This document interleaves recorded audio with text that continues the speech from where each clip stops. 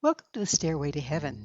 We're coming to you on X-Zone TV and Simul TV from our broadcast studios in St. Catharines, Ontario, Canada, with the latest updates on the increasing frequencies impacting us all. Stairway to Heaven is the source of vital information for the evolving human being. I'm Gwilda Wieka. Bearing witness, is there an adult present? Most of us have had them. Times when all we've strived for seems hollow.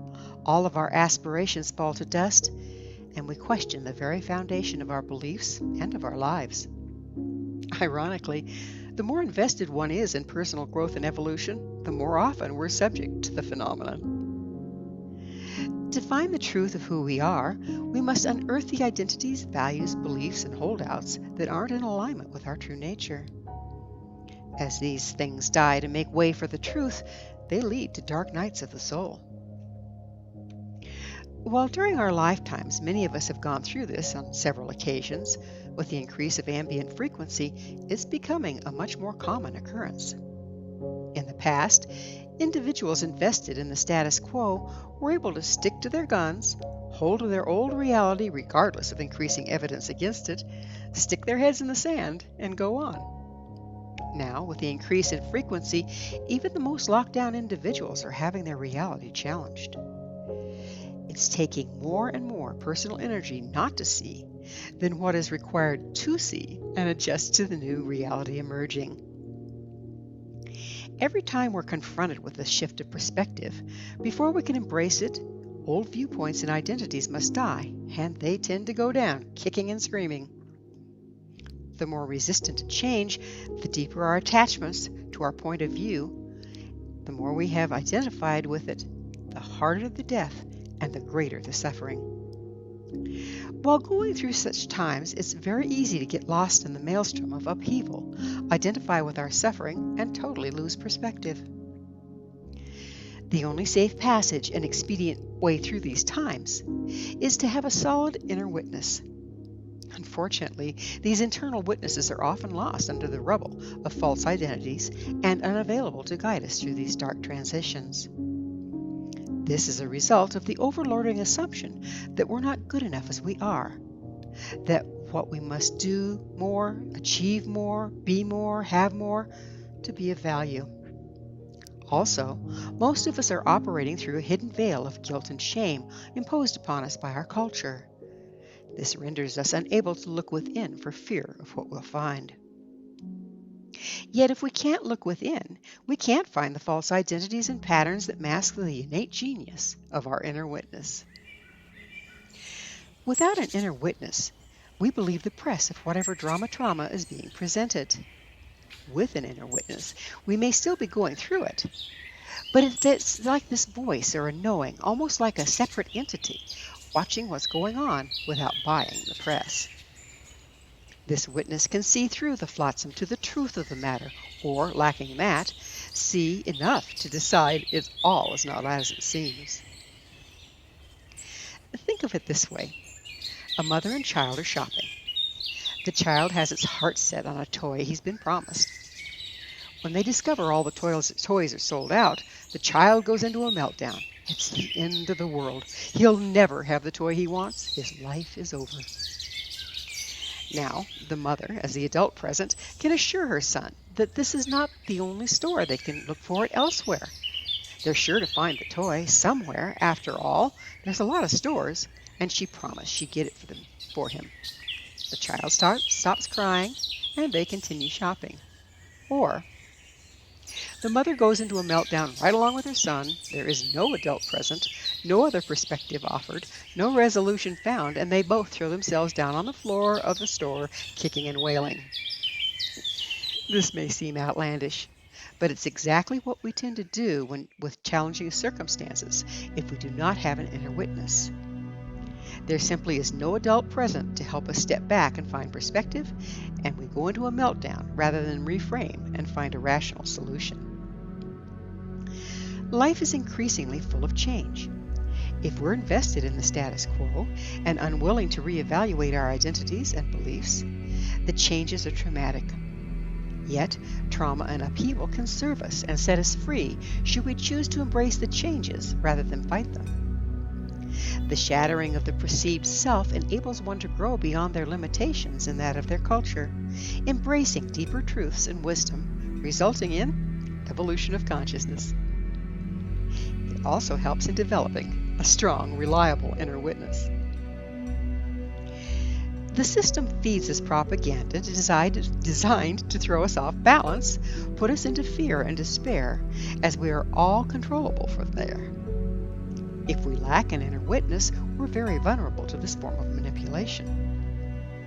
Marketing alone works on the premise that if we can be caused to identify with our possessions rather than the truth of who we are, we can be sold the latest greatest at an exorbitant price with ease.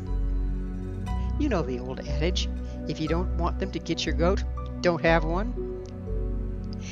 As we develop an inner witness and let our old identity shatter, we're not invested in the false identities and no longer subject to the system. Our inner witness easily sees through the attempts at manipulation and is not fooled by them. However, the process of disconnecting from our false identity is a challenging one.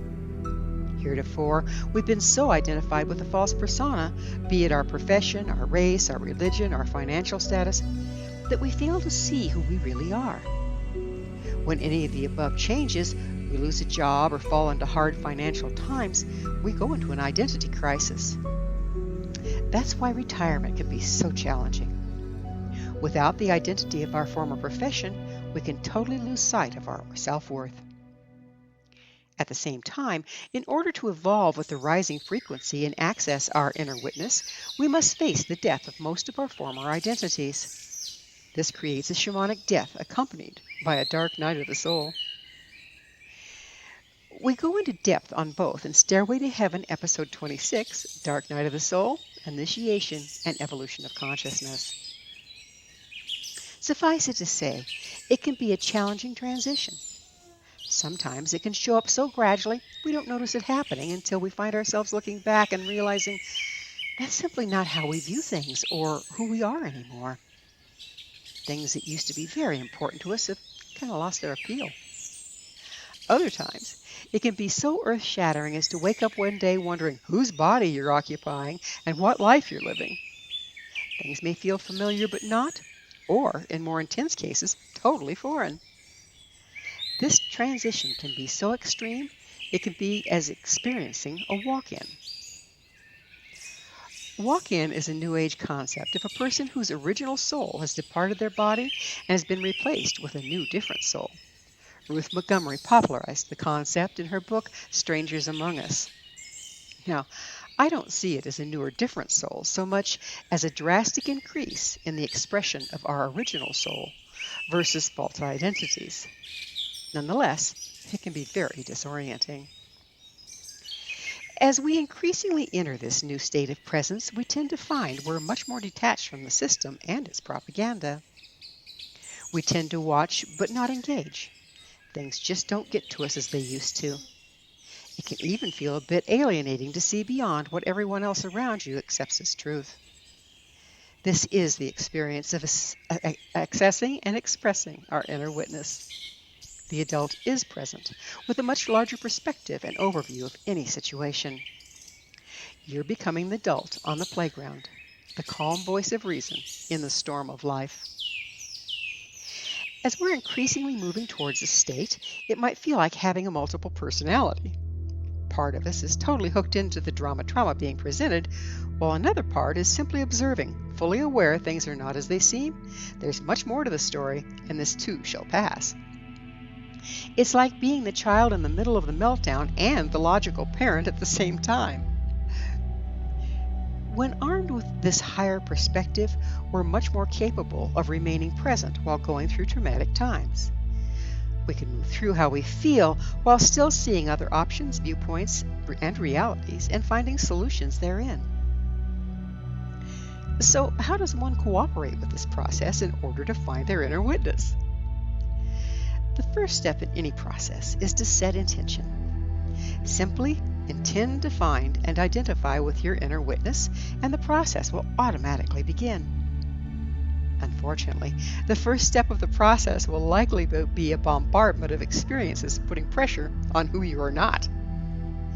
Remember, to find who we are, we must die to our false identities and beliefs to willingly embrace the shamanic death and the resulting dark night of the soul. At this point, it's very easy to throw up our hands and abort the process, as it can be extremely uncomfortable. However, if you can find the presence of mind to remind yourself as part of the process initiated by your own intention, you can come out of victim, roll up your sleeves, and tackle the challenge. I even go so far as to write my intention and paste it up on my mirror to remind me why these new challenges may be coming up, that they are pointing out what stands between me and reaching my intended goal. The next step is to examine what you're going through with a critical eye and ask yourself, how does this serve my intention? Then ask yourself, what do I believe about this situation that is not true? Just like the child deciding he'll never have the toy he wants simply because it's not available in the first store, you can bet we've told ourselves some pretty obvious untruths and are taking the lies and running with them. So often we do not see what's going on around us clearly because we take the events of our past and superimpose them on the current circumstance. We come up with erroneous conclusions. This is the pitfall of not having an inner witness to help us stay present. We end up seeing the present through the filters of the past and miss what's really going on and our power within it. We convince ourselves the outcome will be the same and totally miss any other options. I often recommend keeping a journal. Journaling, this process can be extremely useful in staying on track and documenting your progress. It also helps to read past journals when confronted with the same process again. Every time you go through one process, there's more of you present to go through the next one. It helps to have documentation of the last experience to point that out to yourself. Often, when reading past journals, I'll think, I really bought into that? I will see the many ways I fooled myself and suffered needlessly. It's so important not to take yourself too seriously. Approaching all of this with a sense of humor can greatly enhance your ability to find perspective and transmute trauma drama into personal empowerment. As we each walk this walk in our own individual ways, having compassion for ourselves and each other is paramount. After all, we each came with our own personal challenges and strengths for a reason. This path is our life purpose. Every step we take towards presence and wholeness helps evolve the entire world. Thank you for joining me, Gwilda Wiyaka, on the Stairway to Heaven, where we provide updates on the energetic currents facilitating our evolution into conscious, powerful co-creators.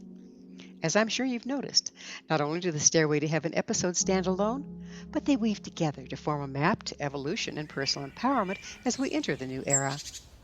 To revisit this or any of our past episodes, visit our archives at www.stairwaytoheavenmedia.com. If you'd like to find out more about me, my school, and the evolutionary tools we offer, visit www.findyourpathhome.com. Until next time, may you be blessed on your sacred path to wholeness. We are here. The time is now.